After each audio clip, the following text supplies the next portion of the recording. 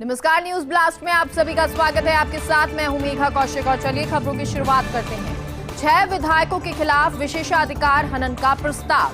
भाजपा विधायकों की तरफ से कांग्रेस के विधायकों के खिलाफ ये प्रस्ताव है। महेश जोशी, महेंद्र चौधरी, रामलाल जाट, शांति धारीवाल, रफीक खान, संयम लोढ़ा के खिलाफ ये प्रस्ताव राजेंद्र राठौड़, रामलाल शर्मा, अशोक लाहौटी, वासुदेव देवनानी, जोगेश्वर गर्ग और अभिनेश महर्षि ने ये प्रस्ताव दिए हैं। बीजेपी के नोटिस को पीसीसी चीफ डोटासरा ने नौटंकी बताया और कहा कि चुनाव आ गया है, बीजेपी के पास कोई मुद्दा नहीं है।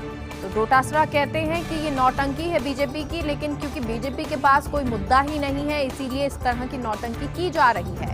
6 विधायकों के खिलाफ विशेषाधिकार हनन का प्रस्ताव। भाजपा विधायकों की तरफ से कांग्रेस के विधायकों के खिलाफ ये प्रस्ताव है। महेश जोशी, महेंद्र चौधरी, रामलाल जाट, शांति धारीवाल, रफीक खान, संयम लोढ़ा के खिलाफ ये प्रस्ताव है। राजेंद्र राठौड़, रामलाल शर्मा, अशोक लाहौटी, वासुदेव देवनानी, जोगेश्वर गर्ग और अभिनेश महर्षि ने ये प्रस्ताव दिए हैं। बीजेपी के नोटिस को पीसीसी चीफ डोटासरा ने नौटंकी बताया और कहा कि चुनाव आ गया, बीजेपी के पास कोई मुद्दा ही नहीं है और इसलिए ये नौटंकी की जा रही है।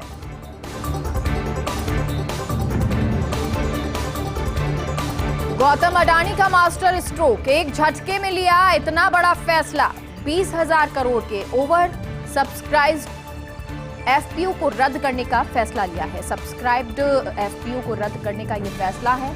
अडानी के फैसले से अब सारे आलोचक निरुत्तर हुए हैं। आम आदमी में भी अडानी और भारत सरकार की साख बढ़ी है, क्योंकि सरकार और वित्तीय संस्थाओं पर लोग अडानी को अनुचित संरक्षण देने के आरोप लगाते रहे। अब एक झटके में ही सारे आरोप धुल गए और बच गया एक लोकप्रिय बजट का मूड और माहौल खराब होने से। अलबत्ता अडानी को वापस खड़ा होने में अब लंबा समय लग सकता है और इस प्रकार व्यवसायिक दृष्टि से जरूर एक बड़ा झटका अडानी को लगा है।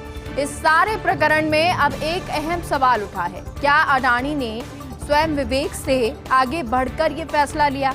क्या राष्ट्रीय और अंतर्राष्ट्रीय वित्तीय संस्थानों के दबाव में ये फैसला लिया गया या फिर किसी तीसरी शक्ति के इशारे पर ये फैसला हुआ है?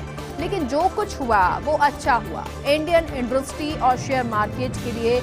उधर मुकेश भाई की रिलायंस की 3 दशक पुरानी सत्ता बरकरार रहेगी। तो अडानी का एक फैसला और उससे कई चीजें साफ भी हो गई, तो दूसरी तरफ जो रिलायंस इंडस्ट्री है उसकी सत्ता एक बार फिर से बरकरार है। गौतम अडानी का मास्टर स्ट्रोक, एक झटके में इतना बड़ा फैसला ले लिया। 20,000 करोड़ के ओवर सब्सक्राइब्ड एफपीओ को रद्द करने का फैसला लिया है। अडानी के फैसले से अब सारे आलोचक निरुत्तर हो गए हैं। आम आदमी में भी अडानी और भारत सरकार की साख बढ़ी है, क्योंकि सरकार और वित्तीय संस्थानों पर लोग अडानी को अनुचित संरक्षण देने के आरोप लगाते रहे। अब एक झटके में ही सारे आरोप धुल गए और बच गया एक लोकप्रिय बजट का मूड और माहौल खराब होने से। अलबत्ता अडानी को वापस खड़ा होने में अब लंबा समय लग सकता है। इस प्रकार व्यवसायिक दृष्टि से जरूर एक बड़ा झटका अडानी को लगा। इस सारे प्रकरण में अब एक अहम सवाल उठ रहा है, क्या अडानी ने स्वयं विवेक से आगे बढ़कर ये फैसला लिया? क्या राष्ट्रीय और अंतर्राष्ट्रीय वित्तीय संस्थानों के दबाव में ये फैसला लिया या फिर किसी तीसरी शक्ति के इशारे पर यह फैसला हुआ है? लेकिन जो कुछ हुआ वो अच्छा हुआ इंडियन इंडस्ट्री और शेयर मार्केट के लिए। तो उधर मुकेश भाई की रिलायंस की 3 दशक पुरानी सत्ता बरकरार रहेगी। आर्थिक संकट के चपेट में पाकिस्तान। अजमेर आए पाकिस्तानी जायरीनों पर इसका असर दिखा। सालाना उर्स में आए जायरीनों ने अजमेर में जमकर खरीदारी की। छोटे बड़े सामान की करीब 1 करोड़ 25 लाख रुपए की खरीदारी की गई है। शौक की चीजों के बजाय जरूरी चीजों पर इस बार ध्यान दिया गया। हेलमेट, जूसर, मिक्सर, स्वेटर, मसाले जैसे अन्य सामान की थोक खरीदारी की गई। कुछ जायरीन यहाँ से खरीदना चाहते थे, मोपेड मंजूरी नहीं मिली। पाक में सिर्फ गियर वाले वाहन, वहाँ बिना गियर के वाहन नहीं हैं और इसलिए वहाँ पर इस तरह की मंजूरी नहीं मिली है, यहाँ से मंजूरी नहीं दी गई। आर्थिक संकट के चपेट में पाकिस्तान और अजमेर आए पाकिस्तान जायरीनों पर इसका असर दिखा है। सालाना उर्स में आए जायरीनों ने अजमेर में जमकर खरीदारी की। छोटे बड़े सामान की करीब 1 करोड़ 25 लाख रुपए की खरीदारी की गई है। शौक की चीजों की बजाय जरूरी चीजों पर इस बार ध्यान दिया गया है। हेलमेट, जूसर, मिक्सर, स्वेटर, मसाले और अन्य सामान की थोक खरीदारी की गई। कुछ जायरीन यहां से मोपेड खरीदना चाहते थे, लेकिन उसकी मंजूरी नहीं मिली। पार्क में सिर्फ गियर वाले वाहन और वहां बिना गियर के वाहन नहीं हैं। एसएमएस स्टेडियम में अब पिंक सिंथेटिक ट्रैक। देश का पहला पिंक सिंथेटिक रेसिंग ट्रैक बनेगा एसएमएस में। सिंथेटिक मटेरियल आ रहा स्विट्जरलैंड से। करीब 6 महीने में बनकर ये ट्रैक तैयार हो जाएगा। 7 करोड़ रुपए की लागत से ट्रैक का निर्माण होगा। पिंक सिंथेटिक बनने से अंतर्राष्ट्रीय स्तर की चैंपियनशिप होने की संभावना है। तो अंतर्राष्ट्रीय स्तर की चैंपियनशिप होगी। एसएमएस स्टेडियम में अब पिंक सिंथेटिक ट्रैक बनेगा। देश का पहला pink synthetic racing track SMS में बनेगा। सिंथेटिक मटेरियल स्विट्जरलैंड से आ रहा है। करीब 6 महीने में ये ट्रैक बनकर तैयार हो जाएगा। 7 करोड़ रुपए की लागत से बनकर ये ट्रैक का निर्माण होगा। पिंक सिंथेटिक बनने से अंतर्राष्ट्रीय स्तर की चैंपियनशिप होने की संभावनाएं बढ़ जाती हैं।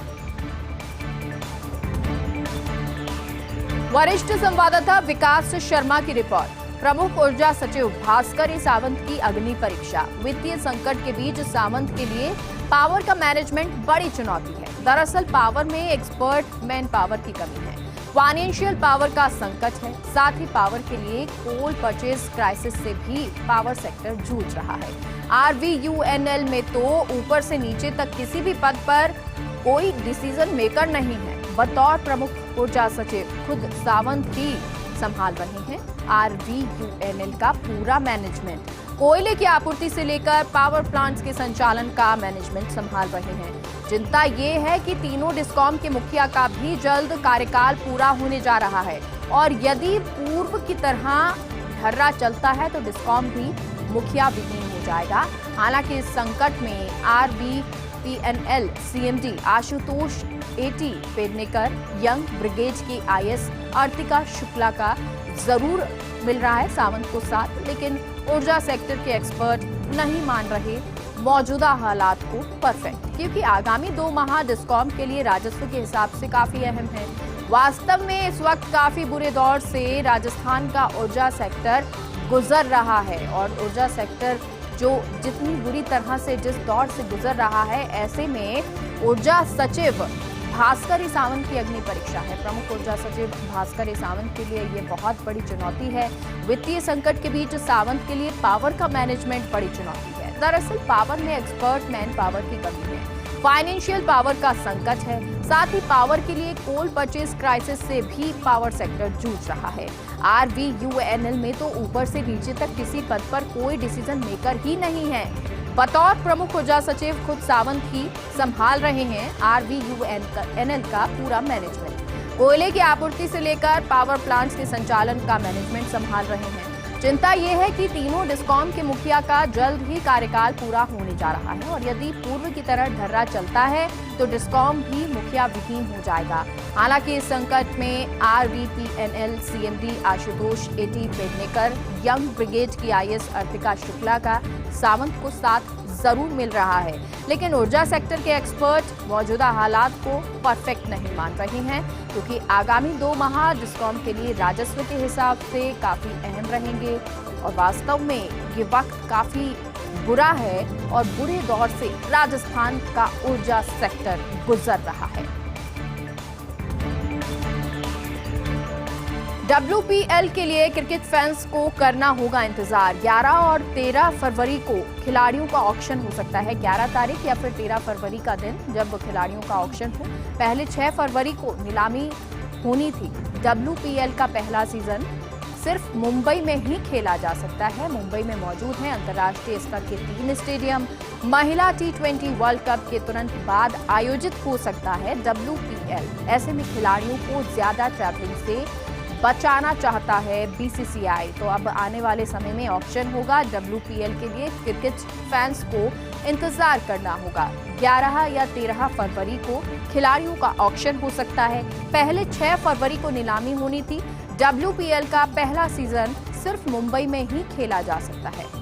मुंबई में मौजूद है अंतर्राष्ट्रीय स्तर के 3 स्टेडियम। महिला T20 वर्ल्ड कप के तुरंत बाद WPL आयोजित हो सकता है और ऐसे में खिलाड़ियों को ज्यादा ट्रैवलिंग से BCCI बचाना चाहता है।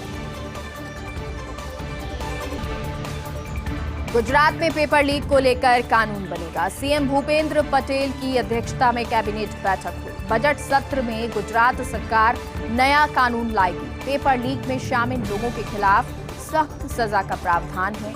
29 जनवरी को लीक हुआ था जूनियर क्लर्क परीक्षा पेपर और अब क्योंकि गुजरात में पेपर लीक को लेकर कानून बनेगा, सीएम भूपेंद्र पटेल की अध्यक्षता में कैबिनेट बैठक हुई। बजट सत्र में गुजरात सरकार नया कानून लाएगी और पेपर लीक में शामिल लोगों के खिलाफ सख्त सजा का प्रावधान है। 29 जनवरी को जूनियर क्लर्क परीक्षा पेपर लीक हुआ था। अमेरिका राष्ट्रपति की दौड़ में उतरेंगी निकी हेली। अगले साल चुनाव के लिए दावेदारी का ऐलान कर सकती हैं। डोनाल्ड ट्रंप को लेकर टक्कर देने के लिए तैयारी कर रही हैं निकी। 2 बार दक्षिण कैरोलिना की गवर्नर निकी हेली रह चुकी हैं। हेली ने कहा कि ये समय नई पीढ़ी के लिए है। रिपब्लिकन पार्टी के नेता और भारतवंशी हैं निकी हेली। तो निकी हेली जो अमेरिकी राष्ट्रपति की दौड़ में उतरेंगी, अगले साल चुनाव के लिए दावेदारी का ऐलान कर सकती हैं। डोनाल्ड ट्रंप को टक्कर देने की तैयारी निकी कर रही हैं। 2 बार दक्षिण कैरोलिना की गवर्नर निकी हेली रह चुकी हैं और हेली ने कहा कि ये समय नई पीढ़ी के लिए है। रिपब्लिकन पार्टी के नेता और भारतवंशी हैं निकी हेली।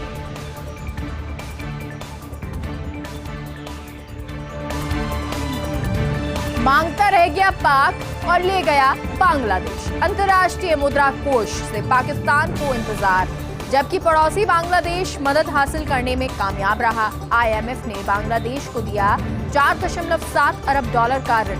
बढ़ती ऊर्जा और खाद्य लागत से निपटने में मदद मिलेगी। दूसरी ओर इस्लामाबाद पहुंची है IMF टीम, आर्थिक समीक्षा करेगी। पाकिस्तान में महंगाई दर पहुंच चुकी है 27.6% के स्तर पर। तो पाकिस्तान जहां मांग रहा था, वहीं बांग्लादेश तो लेके उड़ गया। यानी कि अंतर्राष्ट्रीय मुद्रा कोष IMF से पाकिस्तान को इंतजार ही करना पड़ा, जबकि पड़ोसी बांग्लादेश मदद हासिल करने में कामयाब रहा। IMF ने बांग्लादेश को $4.7 अरब का ऋण दिया। बढ़ती ऊर्जा और खाद्य लागत से निपटने में मदद मिलेगी। दूसरी ओर इस्लामाबाद पहुंची है IMF टीम, आर्थिक समीक्षा करेगी। पाकिस्तान में महंगाई दर 27.6% के स्तर पर पहुंच चुकी है। मावठ के बाद शीतलहर की जद में मरुधरा। पश्चिमी विक्षोभ का असर खत्म। उत्तरी हवा से आ रही हवाओं ने, उत्तरी ओर से जो हवाएं आ रही हैं, उन्होंने सर्दी बढ़ा दी है। माउंट आबू में पारा 0 पर टिका हुआ है। कई इलाकों में कोहरा छाया हुआ है। राजधानी जयपुर का तापमान 9 डिग्री दर्ज किया गया है, तो प्रदेश के तापमान में 2 से 3 डिग्री तक बढ़ोतरी की गई है। दोपहर बाद से शीतलहर से राहत मिलने की संभावना है। हालांकि अभी भी सर्दी की जद में मरुधरा है, शीतलहर की जद में नजर आ रहा है। पश्चिमी विक्षोभ का असर खत्म हुआ है। उत्तरी हवाओं से, उत्तरी तरफ से जो हवाएं आ रही हैं, उन्होंने सर्दी बढ़ा दी है। माउंट आबू में पारा 0 पर टिका हुआ है। कई इलाकों में कोहरा छाया हुआ है। राजधानी जयपुर का तापमान 9 डिग्री दर्ज किया गया है, तो प्रदेश के तापमान में 2 से 3 डिग्री तक बढ़ोतरी हो गई है। दोपहर बाद से शीतलहर में राहत की संभावना जताई जा रही है।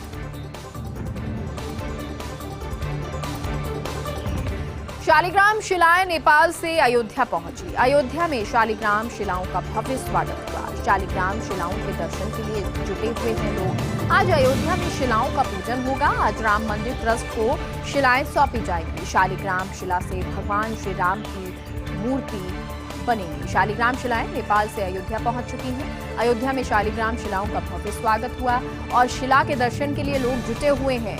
शिलाओं का पूजन हुआ है अयोध्या में और राम मंदिर ट्रस्ट को ये शिलाएं सौंपी गई हैं। शालिग्राम शिला से भगवान श्री राम की मूर्ति बनी।